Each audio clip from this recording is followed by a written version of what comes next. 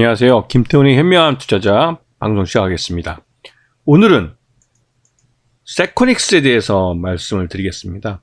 세코닉스가 오늘 오전까지만 해도 실적도 그렇고 주가도 좀 좋게 양호하게 출발했지만 장 종료 시간에 나온 최대 주주의 사망 소식에 허무하게 밀리고 끝나고 말았습니다. 이 세코닉스는 광학 쪽 기술을 갖고 있는 회사로, 이 광학 기술은 쉽게 말하면 렌즈, 일단 빛에 의해서 어떤 빛을 투과했을 때 나오는 결과물로 해서 어떠한 사업을 하는, 쉽게 말해서 렌즈 만드는 회사였고요. 렌즈 만드는 회사면서 또한 카메라도 만들죠. 확대해서 요즘은. 특히 이 카메라는 자동차 전장 쪽 카메라이기 때문에 일반 스마트폰 렌즈보다 훨씬 더 부가가치가 높습니다.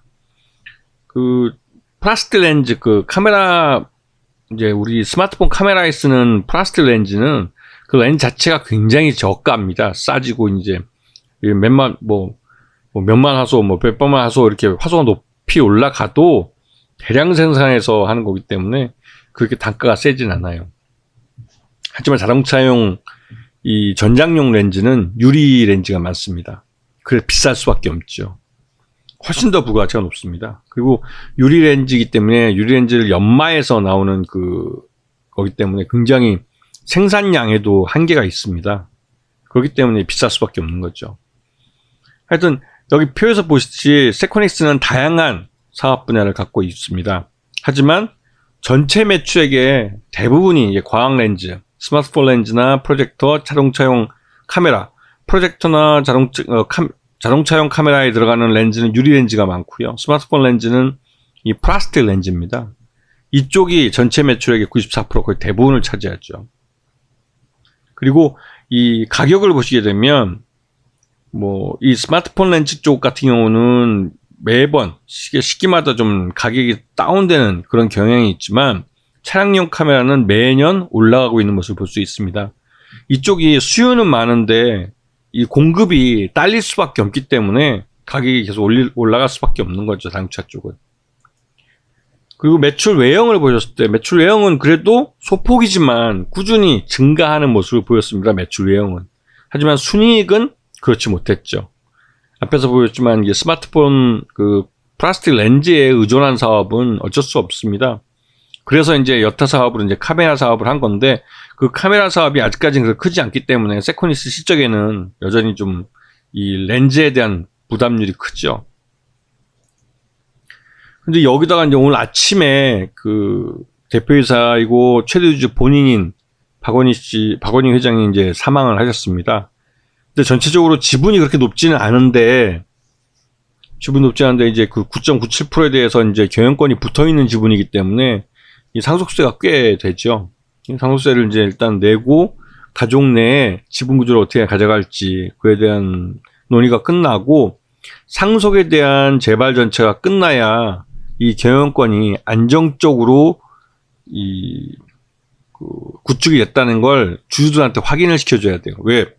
지금은 이 최대주주 본인이 경영권을 갖고 있던 본인이 사망했기 때문에 실질적으로 경영에 대한 불확실성이 존재합니다.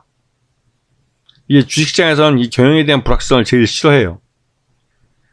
일단 이 최대주주 사망으로 오늘 이제 공시가 났죠. 최대주주 변경이 일어났다고 오늘 공시가 나왔습니다. 오늘 근데 아침에 막 주가 급등하고 했던 이유는 XR 이 기기에 대해서 삼성전자가 새로 이제 구글과 이제 퀄컴과 협의를 통해서 새로운 기기를 개발하고 있다는 게 며칠 전에 이제 갤럭시 S23 런칭 쇼에서 이제 노태돈 사장인가요? 그분이 이제 말씀을 하셨죠, 직접.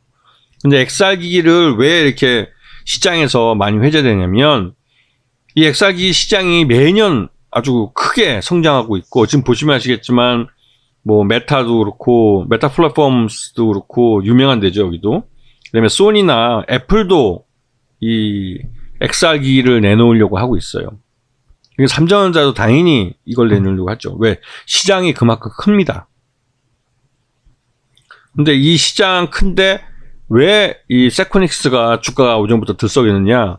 삼성전자가 몇 년 전에 만들었던 VR 그 기기인 그 기어라는 곳에 이제 렌즈를 납품한 적이 있어요.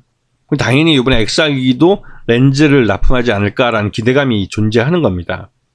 그리고 실제로 삼성전자 같은 경우는 한번 거래를 두고 거기다 양산품을 납품하는데 최소한 테스트와 양산 능력에 대한 검증 기간이 최소한 1년 정도 걸려요.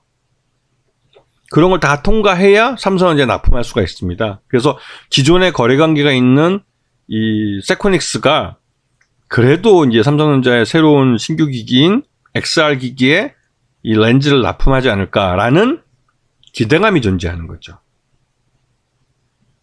네. 그래서 삼성전자 XR 기기에 대한 이 부품업체들, 시장에서 이런 부품업체 찾기가 지금 한참 재밌긴 뭐하지만 하여튼 한참 돌아가고 있는 겁니다. 왜냐면 이 XR 기기 시장 자체가 스마트폰 시장만큼 굉장히 커질 거기 때문에 거기에 부품을 납품할 수 있으면 매출 외형도 그렇고 수익성도 점프업을 하게 되는 거죠. 그래서 이제 세코닉스에 대한 기대감이 컸었는데 갑자기 오늘 최대주가 사망하시면서 경영권 불황이 이 불확실성이 이슈가 되고 있는 겁니다. 지금 주가도 좀 오르다 말았죠. 그 작년 3분기까지 해서 적정 주가를 따져보면 11,000원 정도가 적정 주가로 평가됩니다. 세코닉스는. 그래서 지금 이런 그 갤럭시 S23에 대한 그 런칭 쇼도 있었고 해서 이런 부품 업체들은 지금이 가장 주가가 잘 활발하게 움직일 때인데도 불구하고 최대주주의 사망으로 불확실성이 커진 측면이 있습니다. 이게 이제 주가에는 굉장히 중요하죠. 왜냐면 그 주주 입장에서도 자신들이 투자한 돈을 갖고 실제 경영해서 나에게 투자의 그 결과물, 경영의 결과물을 갖고 나에게 배당을 줄 사람인데 그 책임을 져줄 경영자가 지금 없어진 거죠. 그렇기 때문에 실제적으로 이제 세코닉스의 경영권이 누구에게 넘어가고 어떻게 될 것인가에 대한 불확실성이 존재합니다. 그래서 항상 주식에 투자할 때는 이 최종적으로 경영진이 누구인지를 한번 파악해 보는 게 굉장히 가장 중요한 측면 중에 한 가지입니다. 이번에도 확인할 수 있듯이. 안 그랬으면 이 최대주주에 대한 상속이 무리 없이 끝나고 자제분들이 뭐 경영 능력이 있다면 뭐 더없이 좋죠. 그렇다면 세코닉스에게는 새로운 기회가 열리는 것이고 이 경영권 향방에 대해서 불확실성이 좀 장기간 이어질 경우에는 일단은 상황을 보고 매수를 하자는 사람들이 늘어날 가능성이 크죠. 그렇게 되면 주가는 다시 처음 움직인 자리로 돌아갈 가능성이 큽니다. 그렇기 때문에 지금은 경영권 향배가 어떻게 움직이는지를 잘 살펴봐야 되는 것이고 항상 주식 투자를 할 때 투자 결정을 하기 전에 마지막 단계는 CEO, 지금 최대주주, 경영권을 갖고 있는 사람이 어떤 사람인지 그 사람의 경영 능력이 있는 사람인지에 대한 조사가 선행이 돼야 한다는 걸 항상 명심하시기 바랍니다. 자, 오늘 방송 여기서 마치겠습니다. 감사합니다.